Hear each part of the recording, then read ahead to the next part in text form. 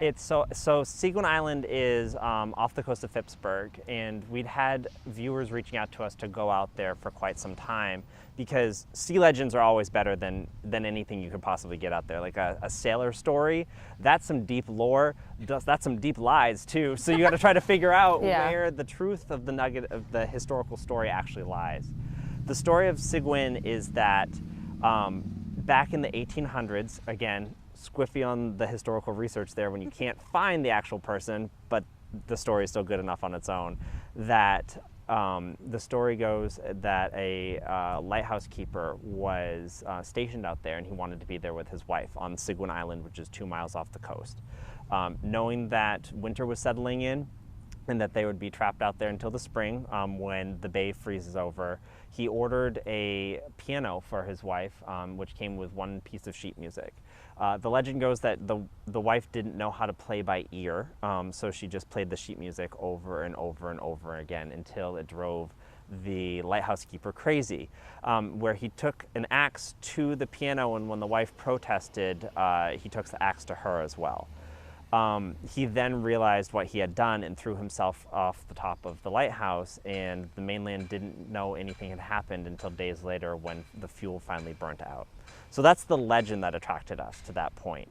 The scary story comes from our episode of getting into a boat, heading out to the island for the first time, that we would actually be physically trapped at a haunted location because the boat left and wouldn't be back until 11 a.m. the next morning. And that was our experience setting up an axe murder mystery at Seguin Island. Well, what did you find when you arrived there? Katie, who's one of our original members, she had laid out her tarot cards, and one actually physically moved on its own, which in and of itself is just like, you never want to see inanimate objects move on their own. Like, that's scary. But what was also shocking was the card that ended up being pulled was the Lovers.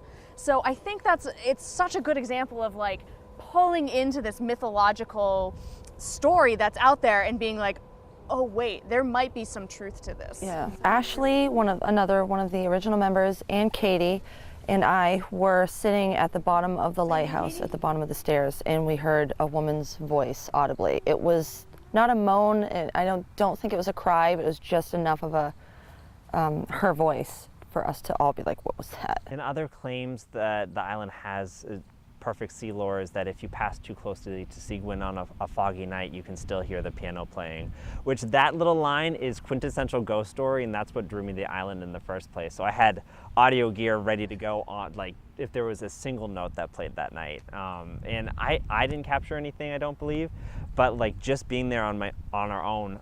I was wearing a jacket similar to this, and it was all wrinkly because I'd been crushed in my bag to get over there. And when I had the lightkeeper's assistant cap on, it felt like someone brushed off my shoulder, and on camera you can see one of the wrinkles pop away.